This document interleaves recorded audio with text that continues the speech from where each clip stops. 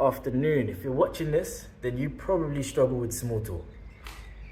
These two things could help. Number one is be curious rather than being perfect. What I mean by that is when you speak to a lot of people who are introverted or shy or don't like to engage with others, something that they might say sounds like, I don't know what to say. I'm not good at this type of thing. I don't want to be perfect.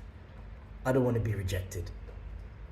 And oftentimes the reason for that is because we've had so many negative interactions that we begin to believe that unless we can present ourselves as perfect or normal, then we're not okay.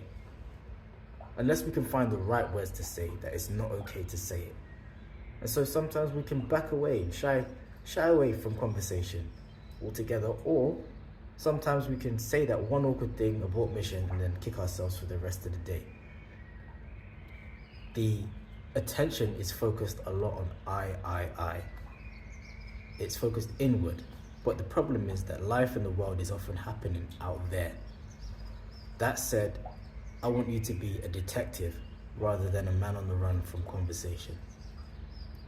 A detective is curious. A detective wants to know why, how, who, what, where. You can play a game with yourself. Try and notice things about who you're speaking to. What do they want you to notice? For example, if someone is wearing all black, but they have big shiny earrings, chances are they want you to notice the earrings. Similarly, if someone is having a conversation and there seems to be a point that gets them more animated, or a point that they're trying to drive home, or a running theme, maybe there's something about themselves that they want you to pick up on, that they're trying to tell you through the narrative that they're giving. That leads me to the next point, which is to ask open rather than closed questions. Closed questions can be answered with a yes or a no. For example, did you like the party? That's a yes or no question. If I said, how did you find the such and such, or what was XYZ like? That's an open question. It invites more of a well-rounded or broad response.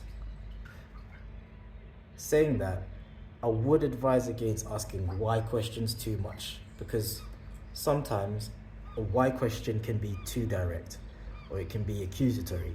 For example, if I said, why did you do XYZ, rather than how did you arrive at XYZ, one of them sounds more direct. These two things have been very effective for me, and I hope that they can be just as effective for you.